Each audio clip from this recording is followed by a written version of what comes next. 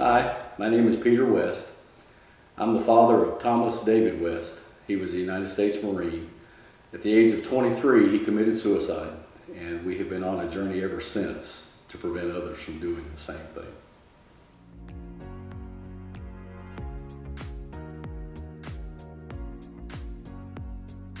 What I'd like to tell you about David is that for the 23 years of his life, he was a pretty normal kid, normal young man. Did a lot of boy types of things. David was one very adventurous. Whatever was in front of him, if it was tall, he was going to climb it. If there was something at the top, he wanted to reach it. But I'll never forget, you put him behind the wheel of a car that first time around, he just froze up, and he just didn't want to go that far. David was also one of those, and you may have seen pictures, that if he saw a spider, he was going to blow the house up. So someone very adventurous but fearful at the same time. Very loyal to all of his friends. I remember one time I got called to the school because David had gotten in a fight because another boy had jumped on one of his friends. But at the same time, if you crossed David, he would never forget. And I saw him walk away from a lot of people. David was also very focused in his life. His senior year, he came to Tammy, his mother, and I, and said, "Dad, I want to do everything this year." So he got in the pool for the first time and swam, wound up at state championships. Practiced every morning at 4:30 at the pool to get himself ready to do that. But at the same time, very impulsive. If he didn't want to do it, it took forever on Saturday morning to get him out of bed, even if it was something he wanted to do. So when David came to us and said, "Dad, I want to join the Marine Corps," my mind went, "I got this over here and this over here. How's he going to do with that?" But it was the best thing he ever did. When he graduated boot camp, then he graduated top in his combat class. He graduated top as a sharpshooter in his combat class. Was one of 3 in boot camp that only had to do the swim qual once. He credited that obviously to his swimming in high school. And he always said, "I feel like I'm at my best when I'm with my unit."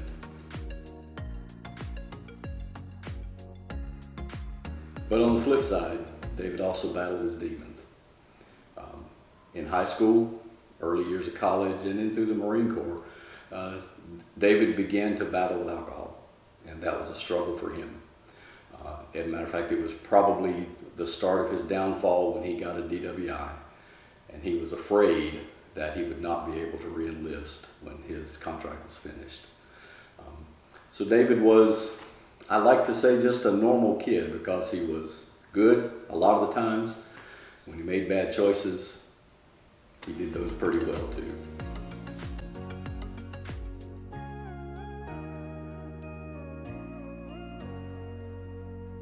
How that affected David's sister is Chelsea, and she's 2 years younger than David, so she just turned 20, or will turn 28 this year.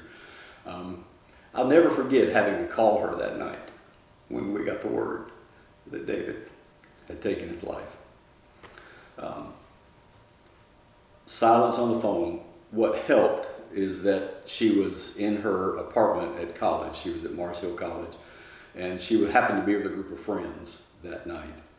And as she was being silent, I knew one of the friends, and I said, "Put so-and-so on the phone." And I told them what was going on, and I said, "It's going to be a couple hours before we can get there. I don't want her driving home." And so they said yes. And I think the thing that stands out the most is that Chelsea and David had a very close relationship. They loved each other dearly. One of the things that she has said consistently since David died, whether it's on social media or she tells her story, is that David was her built-in best friend. And they truly watched out for each other. It was a typical brother-sister relationship. I had to mediate lots of fights in the home between the two of them. They drove each other absolutely nuts. But in high school, he was the athlete, she was the band geek, and he made sure everybody knew how proud he was that she was a whole lot better than he was in the social stratus at school.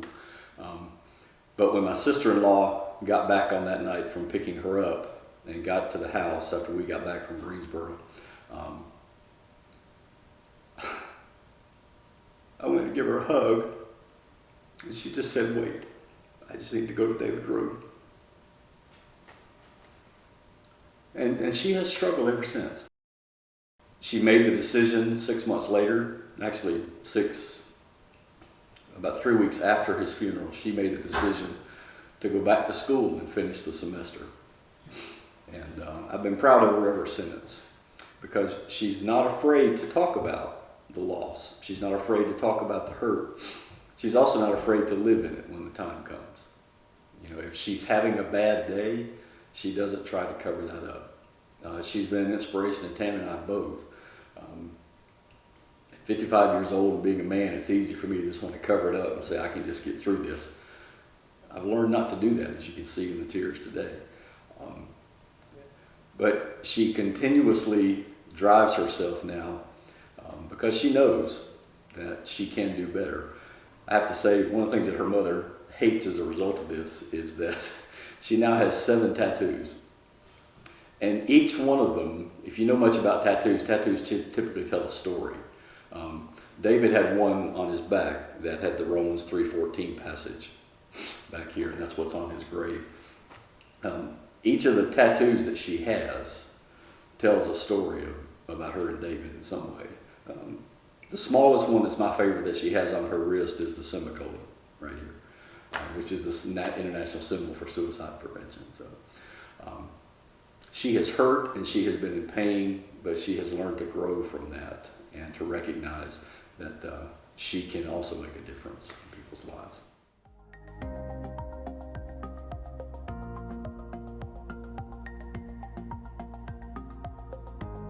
Backstory, we've been running for about 10 years. Tammy and I started, the rest of the family joined along, and we saw the benefit physically, but we also saw how it brought a community together. We also saw how it brought awareness to a specific issue or a specific cause or a specific group.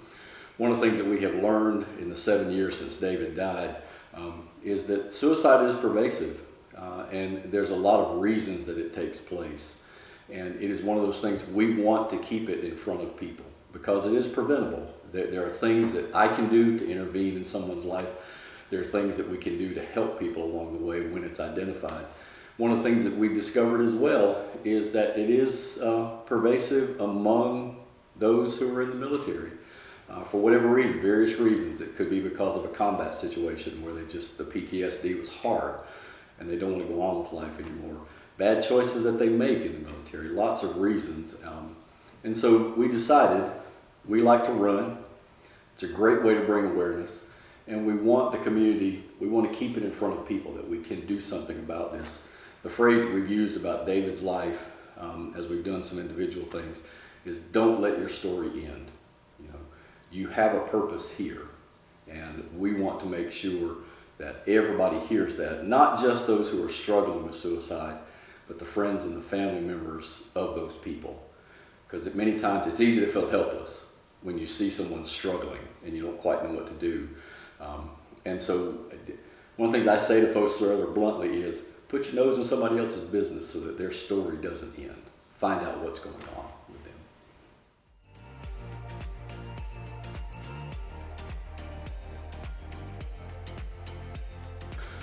And so the message is, don't be afraid to reach out to help. For those who are struggling with suicide, especially those in the military, I think of a young man like David, very proud, very strong, at least on the outside, would never have been one to reach out for help personally.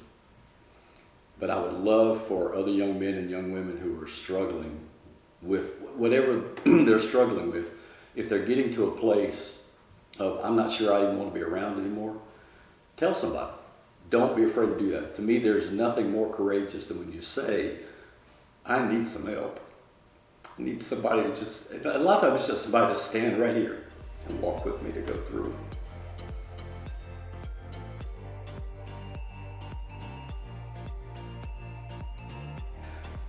If you know much about the race community, there can be a race every weekend. You could go and you could do 2 or 3 if you wanted to. So in talking with this friend, he talked about how full the calendar was, but he said, I was also just approached by another organization that also wants to do some work with military veterans, especially to provide services for them. Would you be willing to partner? We're like, sure. So that's how Gil and I got together. We talked on the phone and we recognized that, you know, stories were similar but different, but it was enough to bring us together. And And I was just impressed with the work that St. Michael's was doing, because it was very concrete. Again, it wasn't just, we're going to write you a check for something. One of the things that really impressed me about what St. Michael's does, as I watched Gil and Tracy, especially work with Brian over the last several months of his life, because Gil caught us up to date about what Brian had been through, and then just to watch, because it really was a personal thing. And that's one of the things I've seen about the chapter, and just the few men and women that I've gotten to know, is that they're willing to give of themselves. That they're, it's not just they giving money, they want to make sure that their fellow vet is taken care of. And they're willing to sacrifice, they're willing to be there with that. And again, that just seems to go hand in hand with what the message Tammy and I want other people to see, is that if you truly want to prevent suicide, you got to be there. You got to stay up late at night with people, and you got to walk through the tears with them, whatever it is. And so it just seemed to be a natural fit.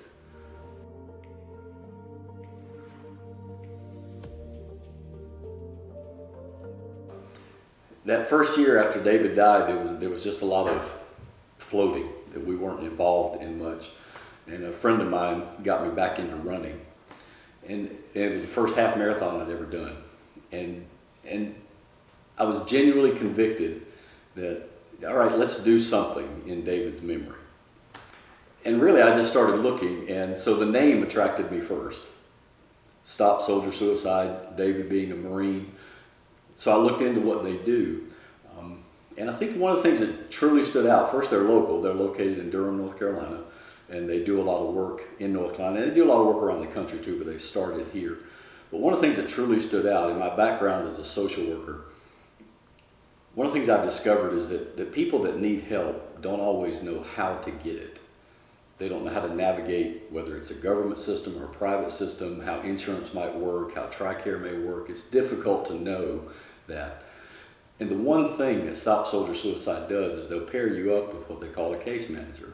Just someone, and typically they do try to use veterans themselves who have come through. And so they'll pair you up with a person like that to help you navigate. They'll do like an initial assessment to determine what's the best way to get help. And they'll walk with you through it. They don't just send you somewhere. They also walk with you through it. And so they genuinely want to come alongside and help, and to be a part of your recovery, to be a part of your getting to a better place. And I think, so if there was one thing that stood out, it was that. It wasn't just, here's some money to go do something, or we'll do this for you. It was, let me put somebody beside you to help you walk through this and navigate that.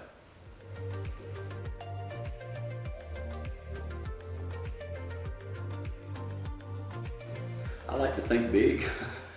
I have run 4 half marathons in my life.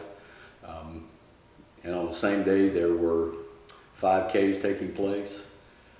In those half marathons, there were 2,000 people that raced in the one I did.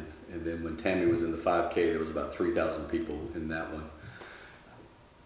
I've always thought of, you might as well think big and shoot for the moon. I would love to see 500 people show up on September the 11th, 2021. Even if they're just walking or pushing a wheelchair or whatever they're doing, I would love to see 500 people show up. I've had this number in my head. Tammy and I have talked about it a lot over the last year and a half. We have this number in our head we would love to see at the end of the day, $50,000 sitting there to be divided between St. Michael's and Stop Soldier Suicide, to continue the work. Tammy and I first thought, is that a little bit too exorbitant? But I learned a long time ago, you're not going to get big if you don't dream big. And so we decided, okay, might as well start there. If we don't get there, next year we will. So those are the numbers we put on it.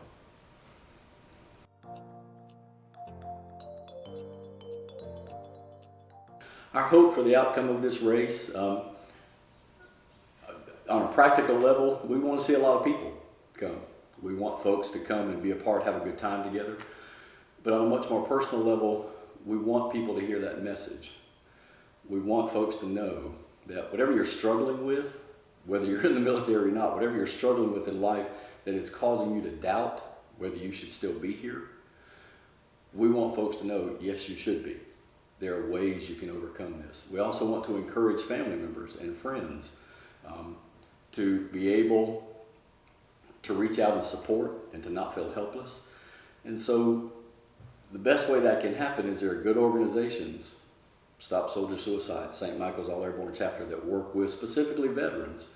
And so we want to support those organizations. They need our help. They could not exist without the community's willingness to give.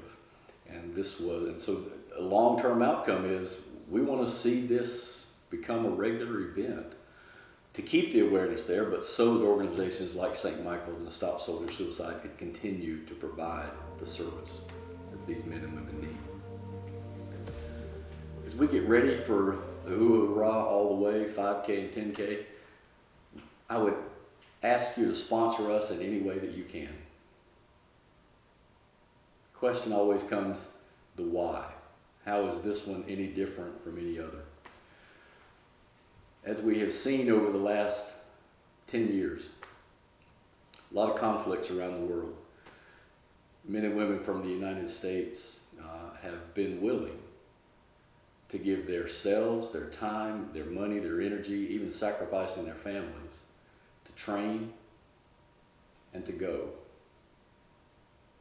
to other places around the world, places in the United States, to ensure that freedom as we know it, the democracy that we truly enjoy, will maintain. And as we've seen throughout all of our history especially, that sacrifice at times requires that ultimate sacrifice. But for those who return from those conflicts, those who return from that time of police action or war or combat, whatever it may be, that's not an easy thing to endure. There's a lot that goes into that even good training can't truly prepare you for. And so when they come back and they are back home and doing things here, many times they're not quite sure what to do. I have a good friend whose brother was a Marine and went to Afghanistan and was a part of that conflict. When he came back, he didn't re-enlist, and he wanted to become a police officer. And she said it was difficult to watch him have to maneuver that all by himself because of the debrief he had to go through, the way his mindset had to change. She said he eventually got through it, and she said the problem was there wasn't a lot there to help that transition. We've also seen many young men and women come out of service and really not know what to do. And there's nothing there to help make that transition. And as Tammy and I have seen, a lot of young men and women in the military themselves, or even as they come out of the military, right? They feel like that their families and friends around them are better off if they're not here, and so they take their lives. We want to make sure all of those men and women have what they need, the support, the encouragement, the love that they need, and at a practical level, even the basic things that they need. Sometimes it's just housing, being able to find that. Sometimes it's just a job, being able to find something that they can do that gives them a sense of fulfillment that they had when they were in the military, right? Sometimes it is the coming alongside of, let me walk through this with you to get you to a better place. So we need your money. I don't. Stop Soldier Suicide does. St. Michael's All Airborne needs it because of the services that they provide. And they can't do those things if we don't give. And so I ask you to consider sponsoring, even at a $250 level, all the way up to as much as you can. Because every single dime, I can promise you this, every single dime that goes to those organizations goes directly to the veterans that they serve. None of it is used for any type of overhead or administrative costs. So please, we encourage you as we approach September 11th, 2021, please find a way to sponsor financially this Hooah Oorah all the way 5K, 10K race.